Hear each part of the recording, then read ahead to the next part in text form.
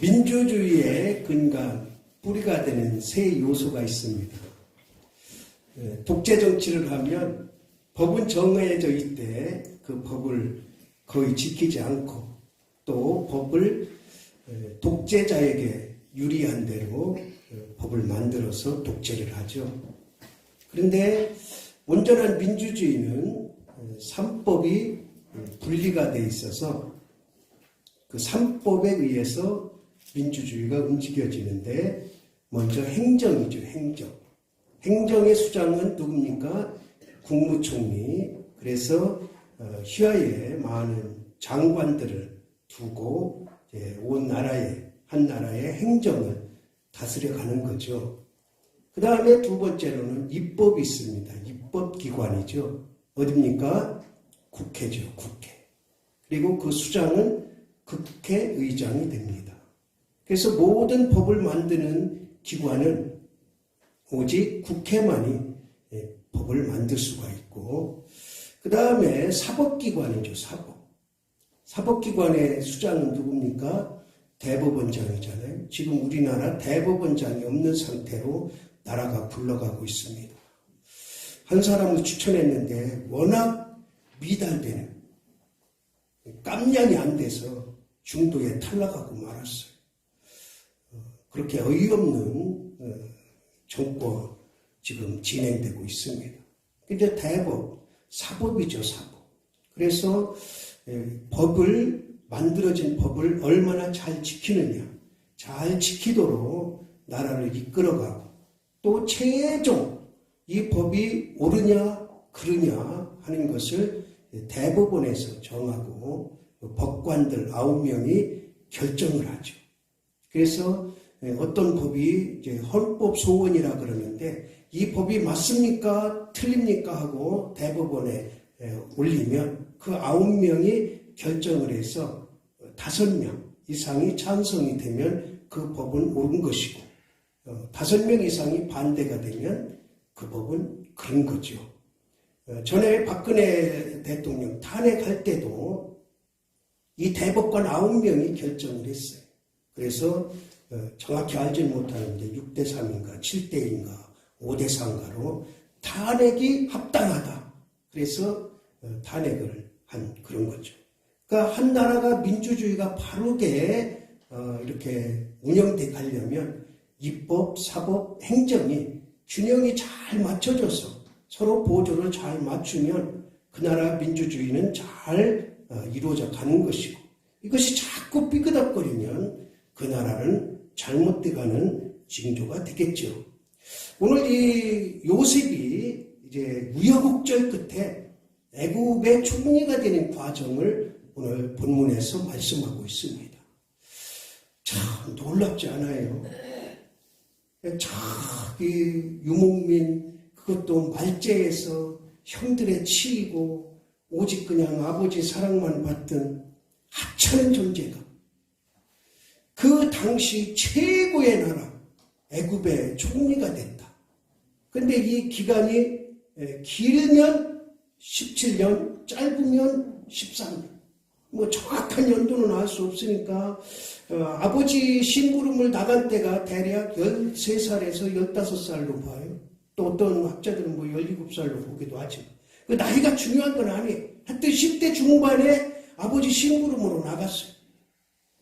그런데 이 총리가 되는 이 시기가 몇 살이냐면 30살이에요. 30살. 30살. 근데 오늘 말씀 이제 우리가 42절부터 보면 먼저 바로가 총리로 세우는 그 과정이 나오는데 처음에 뭐를 했어요?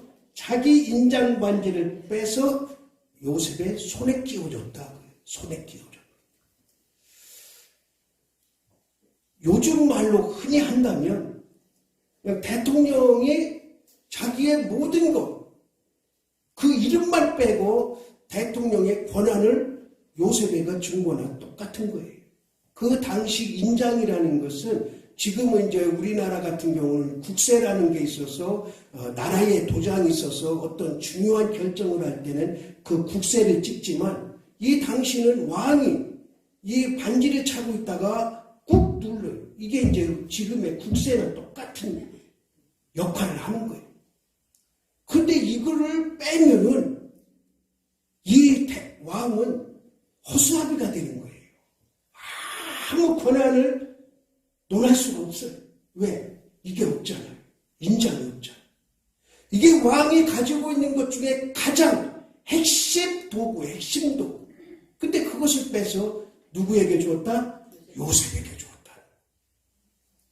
그러니까 얼마나 총리지만 얼마나 그 권한을 크게 가질 수 있었던가 하는 것을 알 수가 있어요.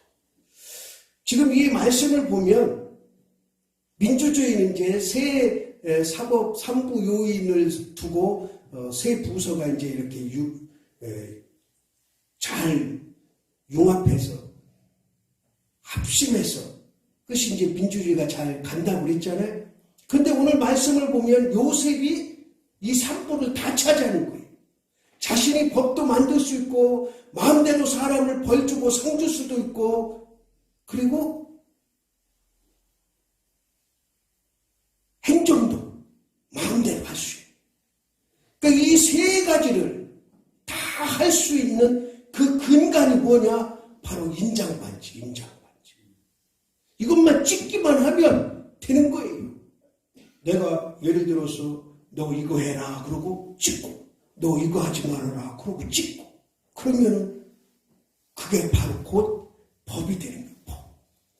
그런데 이 바로가 자기 손에 있는 이 인장반지를 빼서 요셉에게 주었다는 것은 요셉은 우리가 항상 말씀드리지만 성경 전체가 그렇지만 예수 그리스도를 예표를 하잖아요. 예수 그리스도를 예표하는데 예수님께서 이 땅에 오시면서 하늘의 모든 권한을 다 가지고 오셨다는 것을 예표하는 거예요. 그냥 한 나라를 다스리는 것으로 끝나는 것이 아니라 이 말씀을 통해서 우리에게 영적으로는 예수 그리스도께서 하늘에 계신 예수 그리스도께서 이 땅에 오시면서 하나님이 가지고 계셨던 그 인장반지를 손에 끼고 오셨다는 것 그것을 말씀하셔요. 그러니까 모든 권한은 예수님이 다 가지고 오셨죠. 그 다음에 두 번째로 뭐라고 그랬어요? 그에게 무엇을 입히고? 세마포 옷을 입혔다. 그 세마포 옷이라는 것은 우리나라에서 지금 제일 고급 옷 중에 외국에 수입된 거 말고 뭐 이탈리아에서 수입된 양복 한 벌이 뭐 9천만 원짜리가 있대요.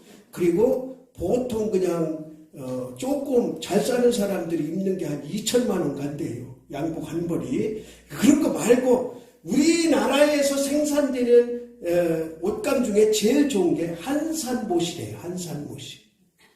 한산못이 그거 하나가 뭐 몇백만 원, 좋은 거는 뭐 몇천만 원 한다는데 그런 세마포라는 것은 사람이 일일이 다 하나씩 짜서 누구만 입을 수 있는 옷이다? 왕만 입을 수 있는 옷이다. 왕만. 오로지 왕만 입을 수 있는 이 옷은 그러니까 이 세마포 옷이라는 것은 옷을 입고 다 거리에 나가면 사람들이 다 보잖아요. 우리가 이제 사극을 보면 왕이 입는 옷, 또 영의정이나 자의정 그 신하들이 입는 옷, 또 서민이 입는 옷, 또 백정이 입는 옷 다 다르듯이 이 당시에는 세마포 옷을 입고 딱 나가면 누가 보든지 아 왕이구나, 아 왕이구나, 아 왕이구나. 그러니까 이 바로가 자기가 입어야 될 세마포 옷을 요셉에게 입혀줬다는 것은 왕권을 준 왕권. 그것도 외적으로 너는 어디를 가든지 누구든지 너는 이 세마포 옷을 입었으니까 무시를 당하지 않고 너를 업신여기지 않고 너는 왕과 똑같은 대우를 받을 것이다 하는 그런 성김이에요. 성김. 그러니까 인장반지 빼준 것도 놀라운데 이 옷까지 벗어서 주었다는 것은 온몸 외적인 권위를 요셉에게 온전히 실어준 거죠. 하나님께서 독생자 예수 그리스도를 이 땅에 보내시면서 세마포 옷을 입혀서 보내신 줄 믿으시기 바랍니다. 예수님은 우리에게 오셔서 외적인 권위, 예수님이 누리는 하나님이 허락하셔야 될 그 모든 외적인 권위를 다 예수님이 가지고 계셨음을 우리는 성경을 통해서 알 수가 있는 거예요. 그 다음에 세 번째로 뭐를 했어요? 금사슬을 목에 걸고, 여기서 금이라는 것은 당시에 가장 값비싼 주얼리, 보석이에요. 보석. 지금은 뭐가 제일 비싸요? 다이아몬드. 다이아몬드 중에도 이중 다이아몬드가 있대요. 다이아몬드 안에 또 다이아몬드가 들어있는 게 있다. 이거는 뭐 가격을 논할 수가 없다고. 지금 세계에 뭐 2개인가 있다는데, 그거는 뭐죠? 쇠구슬 조그마한 거 하나인데 몇 조 원 간대요. 몇 조. 그 다이아몬드가 지금은 최고 비싼 보석이지만 이 당시에는 최고 비싼 보석이 금이었어요. 근데 그 금사슬을 목에 걸어줬다는 것은, 이 목이라는 것은 사람이 가장 자기를 드러내고 나타내는 부위가 목이에요. 그래서 우리가 교만한 사람을 뭐라 그래요? 목이 뻣뻣하다 그러잖아요. 그러니까 내가 자신감 있고 자부심이 있는 사람은 목이 세워져 있어요. 목이 세워져 있어요. 어디 가든지 누굴 만나든지 목이 세워져 있어요. 그렇다고 막 너무 뻣뻣해가지고 뒤로 제쳐지면 안 되지만 우리는 목을 숙일 필요가 없어요. 왜? 하나님의 자녀인데. 그 전능자 하나님의 자녀인데 왜 수그리고 다녀? 목에 금사슬을 걸어줬다. 최고의 보석을 목에 걸어줬다는 것은 네가 그만큼 권위가 있다 하는 거예요. 이거는 왕권을 말하는 거예요. 왕권. 그리고 마지막에 뭐를 했어요? 네, 버금수레에 그를 태웠다 그랬어요. 이제 몸에 치장으로 안 되니까 띄우는 거예요. 태워. 최고의 권위를 나타내요. 왕의 최고봉, 권력의 최고봉, 그게 뭐냐? 버금수레에 타는 거예요. 버금수레. 우리는 버금수레가 어떻게 생겼는지 알지도 못하고 보지도 못했지만 우리가 옛날 그 왕이 타던 가마를 생각하면 돼요. 근데 여기서 수레라고 그랬으니까 분명히 바퀴가 있을 것이고 어떤 장식이 있을 것인데 얼마나 휘황찬란한 장식이 붙어 있었겠습니까? 한번 생각해 보세요. 그 바로 왕이 다스리던 시대에 지금도 있는 그 피라미드, 그리고 이집트 박물관, 세계 3대 박물관 중에 하나인 이집트 박물관을 들어가면 거기 다 보려면 한 일주일도 더 봐야 된대요. 근데 우리는 그냥 한 3시간 만에 보고 나왔는데 거기 보면 이제 투탕카멘 가면이 있어요. 그리고 미이라가 있고, 이런 것을 그 당시에 그 가면을 보면 다 금으로 되어 있고 얼마나 세밀하게 조각해서 만들었는지 지금도 입이 벌어질 정도. 그 바로가 타는 버금수레였다면 얼마나 휘황찬란했겠는가 하는 것을 우리는 상상할 수가 있는 거예요. 근데 그것을 그냥 내주는 거예요. 누구한테? 요셉에게. 놀랍지 않습니까? 자기가 누려야 될 모든 권한을 요셉에게 그냥 내주는 거예요. 그냥 말로 너 이제 총리 됐다. 그리고 그냥 임명장 하나 주면 되는데, 요즘엔 그러잖아요. 임명장 하나 주고 끝이잖아요. 그런데 자기가 가지고 있는 인장반, 세마포, 금사슬, 그리고 버금수레까지, 이게 단계가 있잖아요. 단계가. 온 몸을 다 왕권으로 치장하게 하시고, 외적인 거, 내적인 거 다 치장하게 하고, 그것도 모자라서 버금수레에 태워서 띄워주는 그 놀라운 역사가 지금 여기에서 나타나는 거예요. 그렇다면 왜 요셉이 이런 인정을 받고 이런 대우를 받을 수 있었을까? 이게 핵심이잖아요. 아멘이라. 아니, 요셉이 아까 말씀드린 대로 그렇게 별 볼 일 없던 그냥 평민에서 형님들한테도 이리 치이고 저리 치이는 인정받지 못하던 그런 존재에서 그리고 지금까지 어떤 그런 과정을 밟았거나 단계가 있거나 그렇지 않잖아요. 모세처럼 왕 밑에서 20년, 40년 동안 자라지도 않았고 계속 했다는 것이 감옥에 있고 이리 치이고 저리 치인 가운데 갑자기 하루아침에 바로로부터 이렇게 인정받을 수 있었던 이유가 뭘까? 이유가 그것은 바로 38절에 나옵니다. 38절 39절 우리 한번 같이 읽어봅시다. 시작. 바로가 그의 신하들에게 이르되 이와 같이 하나님의 영에 감동된 사람을 우리가 어찌 찾을 수 있으리요 하고 요셉에게 이르되 하나님이 이 모든 것을 내게 보이셨으니 너와 같이 명철하고 지혜 있는 자가 없도다. 지금 바로는 누구를 섬기는 사람입니까? 자기가 신이에요. 바로 위에는 아무것도 없어요. 자기가 신적인 존재, 사람들로부터 추앙받고 신적인 존재로 지금까지 그 위치를 유지하고 있었어요. 그런데 갑자기 바로의 입에서 무슨 이름이 나와요? 하나님의 이름이 나와요. 하나님의 이름. 신이 신을 부르는 거. 보여지는 신이 보이지 않는 하나님을 인정하는 거. 그 인정을 하게 된 계기가 뭐예요? 바로 요셉 때문에 요셉. 요셉이 특별하게 유별나게 믿음 생활한 것도 아니에요. 물론 감옥에 있으면서 누구에게나 인정받고 누구에게나 영향력을 끼칠 수 있는 그런 믿음 생활의 모습이 분명히 있었다고 볼 수 있죠.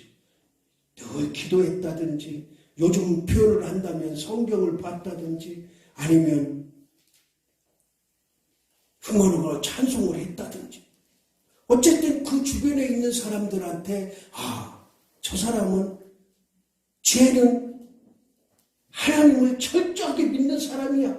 그런 모습들이 겉으로 드러났을 거란 말이에요.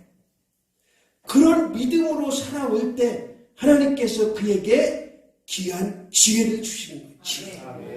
오늘 바로의 말대로 하면 명철과 지혜를 주시는 거예요. 무엇을 할 수 있는? 그 누구도 풀 수 없고 그 누구도 해석할 수 없는 꿈을 해석하는 명철과 지혜를 주신 거예요.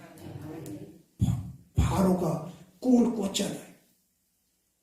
바로가 꿈을 꿨는데 7년은 풍년이고 7년은 흉년 되는 그런 꿈을 꿨는데 그 나라 그 누구도 이 꿈을 해석하는 자가 없는 거예요. 그런데 가만히 생각해 보니까 술 맡은 관원이 자기 꿈 꿨을 때 요셉이 해석을 해줬잖아요. 그러니까 이제서 그 생각이 난 거예요. 2년 후에 이 술 맡은 관원장이 풀려난 2년 후에 바로가 꿈을 꿨는데 해석하는 사람이 없으니까 맞아. 내가 감옥에 있을 때 요셉이 꿈을 해석해줬지. 그러니까 그 얘기를 바로에게 하는 거예요. 데리고 와봐. 그러니까 오늘 말씀 37절에 보니까 바로와 그의 모든 신하가 이 일을 좋게 여겼다. 그러니까 이 일이 뭐냐면 바로가 꿈을 꿨는데 풍년 7년, 흉년 7년 그 꿈을 해석하니까 그래요. 그러니까 요셉이 뭐라고 그러냐면 풍년 때 7년 풍년 때 잘 곡식을 관리해서 그러면 나중에 7년 흉년이 와도 이거를 느끈히 이길 수 있습니다. 그렇지 그렇게 준비하지 않으면 이 7년 흉년에 모든 나라가 다 망합니다. 그 얘기를 해준 거예요. 그러니까 바로도 그 신하도 이 일을 좋게 여겼다. 그리고 나서 그 입에서 놀라운 고백이 나와. 고백. 하나님의 영에 감동된 자가 누구냐? 하나님이 이 모든 일을 다 내게 보여주었다. 요셉이 바로로부터 인장반지 받고 세마포 받고 금사슬 받고 버금수레를 탈 수 있었던 이유는 그가 누구였기 때문에 하나님의 사람이었고 그 속에는 늘 하나님을 인정하는 믿음이 있었기 때문에. 그러니까 우리가 어떤 어려움 가운데서도 믿음을 잃지 않고 믿음을 굳건히 나가면 내 주변에 있는 사람이 언젠가는 인정을 해요. 처음에는 비아냥거리기도 하고 처음에는 싫어하기도 하고 처음에는 내치기도 하지만 그러나 끝까지 그 모습 속에서 그 사람 속에서 하나님을 믿는 믿음의 모습이 변치 않으면 그는 언젠가는 인정받는다. 우리는 겉모습만 하나님의 사람이 아니라 남에게 선한 영향력, 남에게 하나님을 보여줄 수 있는, 나타낼 수 있는 그런 믿음의 소유자가 돼야 돼. 그러면 하나님께서 우리를 언젠가는 인정해 주시기로 믿습니다. 내가 비록 총리는 되지 못하고 군수는 되지 못한다 할지라도 이 땅에서 인정받지 못하면 하나님 나라에 가서 하나님으로부터 인정받아 큰 상급을 받을 줄 믿습니다. 지금 우리의 믿음의 모습은 어떻습니까? 내 믿음의 모습을 통해서 많은 사람들에게, 다른 사람들에게 내 믿음의 모습을 보여줍니까? 제가 지난 노예 때 노회장 이임사를 하면서 또 설교를 하면서 그런 얘기를 했어요. 우리는 적어도 여기에 모인 사람들은 목사 장로인데 상품이 돼야 되지 않느냐, 상품. 그러려면 내 가족이나 내 교인이나 내 주변 사람들에게 뭔가 한 가지 믿음의 모습으로 인정받는 게 있어야 된다.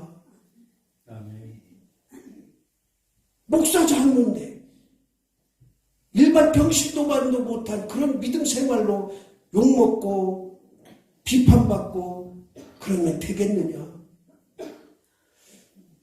이런 설교를 했더니 한편에서는 그러겠죠. 뭐 직접 들은 건 아니지만 지는 얼마나 잘났간 그러냐 그럴 거예요. 그 사람들이요. 여러분도 그런지 모르겠어요. 이런 설교를 들으면 너는 그렇게 하냐 그렇게 반문하지 마세요. 저도 이 설교를 하면 이 설교 내용대로 살려고 애쓰고 부단히 노력하고 힘쓰는 거지 제가 완벽하기 때문에 이 설교를 하는 게 아닌데 사람들은 너는 완벽하냐 너는 그렇게 하냐 그렇게 반문을 하면 뭐라고 대답하겠어요. 나도 그렇게 못해. 그렇게 하려고 내가 이 설교를 하는 거야. 이 설교를 하면서 나도 그런 길로 나가고자 애쓰고 힘쓰고 은혜 받는 거야. 완벽하게 나는 이 일을 가니까 그 설교를 하는 게 아니에요. 그러면서 이제 설교 다 끝나고 이제 마음이 이제 홀가분하게 그 휴게소에서 이렇게 차 한잔 마시고 있는데 어느 목사님이 와요. 오더니 자기가 뭐 부탁을 하는데 꼭 들어달래요. 그래서 내가 16일부터 19일까지 기도원에 집회 강사로 가기 때문에 내가 들어줬어. 17일날 뭐 좀 해달래요. 17일날. 근데 기도원 집회하던 사람이 가서 뭐를 할 수 없잖아요. 그래서 이거는 1년 전에 약속된 거라 내가 갈 수 없다 그랬대. 딱 하는 말이에요. 목사님은 중품이구먼 중품. 상품이 안 되고 중품이래요. 그래도 하품이라고 하는 게 얼마나 감사한지. 여러분, 우리는 뭐 상품, 중품, 하품 떠나서 적어도 내가 하나님의 자녀된 본분이라면 내 주변에 있는 사람에게 좋은 영향력을 끼쳐야 돼요. 그 다음에 두 번째로 이 요셉이 인정받을 수 있었던 일이 무엇일까요? 우리가 전전에 제가 설교에서 말씀드렸어요. 요셉의 일생을 쭉 돌아보면 딱 한 가지 나와요. 딱 한 가지. 뭐야? 성실성. 감옥에 들어갔다고 해서 아무렇게나 하는 게 아니고, 남의 보지 않는다고 해서 아무렇게나 하는 게 아니고, 언제나 자기 위치에서 최선을 다하고 성실하게 해온 것을 하나님이 보시고 때가 되니까 세워주는 거예요. 아멘. 세워주는 정도가 아니라 띄워주는 거예요. 아멘.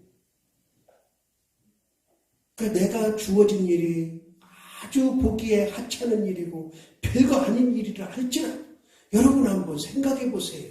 감옥에 갇혔어요. 근데 감옥에 간수장이 야 너 이거 해라 저거 해라 뭐 특별한 일 있겠어요? 청소나 하고 사람들 불평이나 들어주고 그러다가 한 대 얻어 터지기도 할 것이고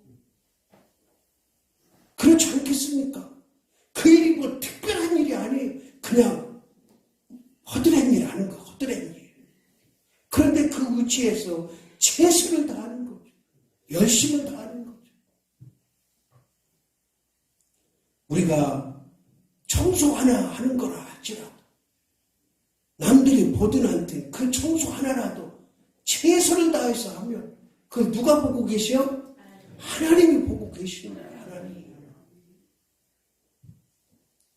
오늘 말씀 속에서 요셉이 이렇게 인정받고 띄움을 받을 수 있었던 이유는 늘 그 속에 하나님을 고백하는 마음 속에서 겉모습 속에서 그것이 우러났기 때문에 바로의 마음을 움직일 수 있었고 어디에서 자기 있는 위치에서 최선을 다하는 그런 믿음으로 나갔기 때문에 하나님께서 때가 되심에 그를 인정해 주셨음을 성경은 말씀하고 있습니다.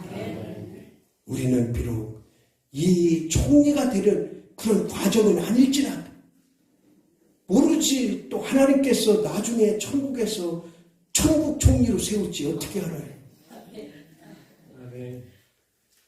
저는 그런 생각을 해요.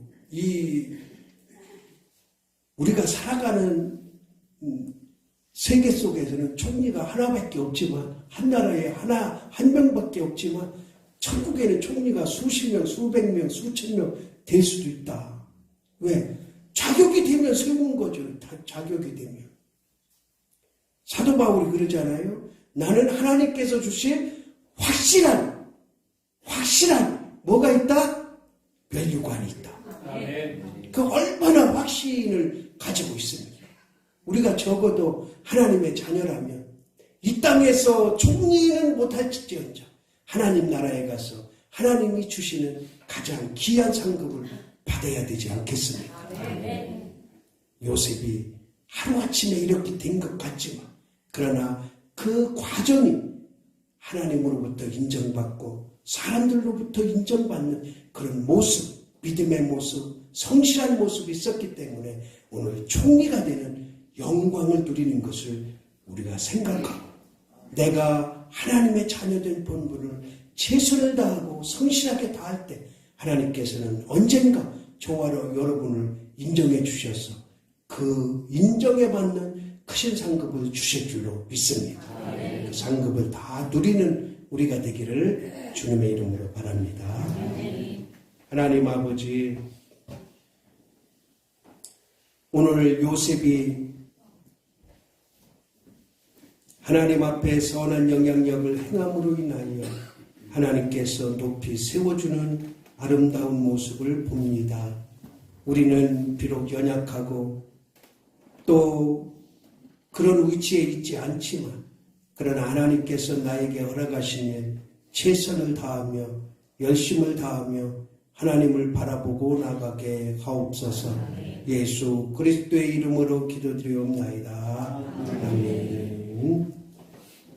382장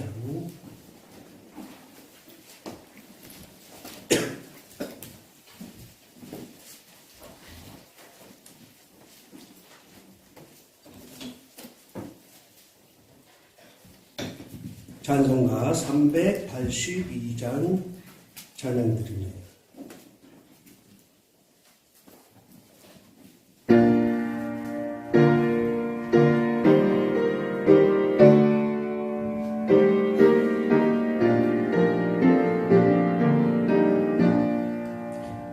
어른심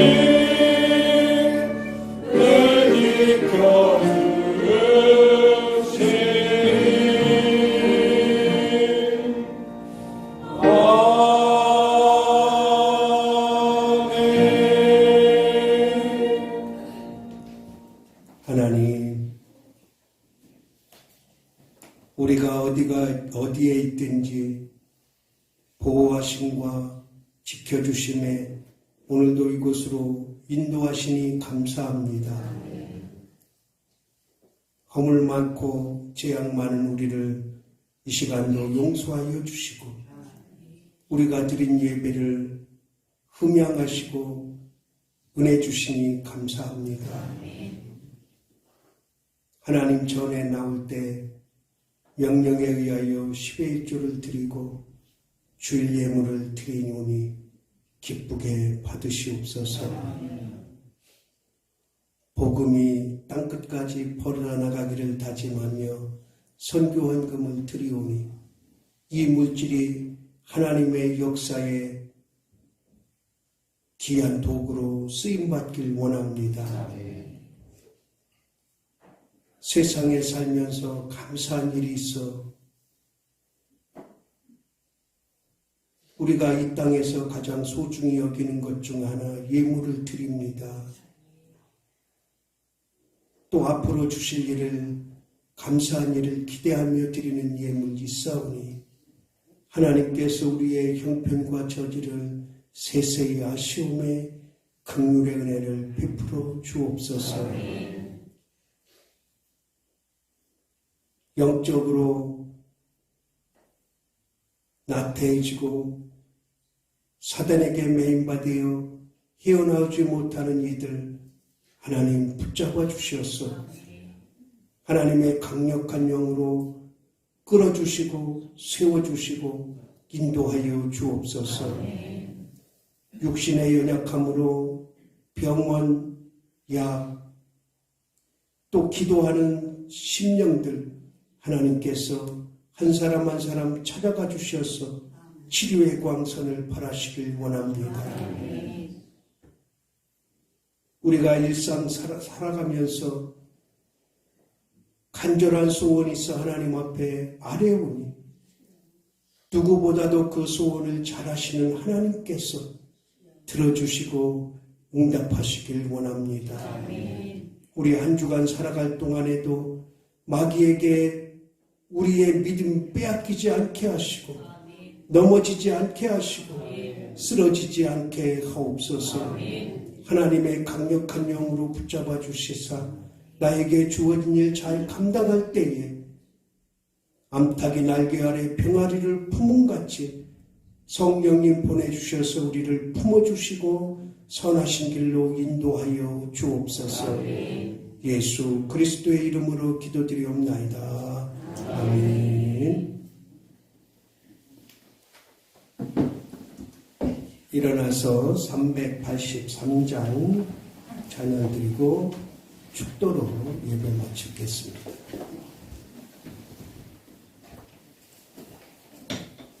찬송가 383장.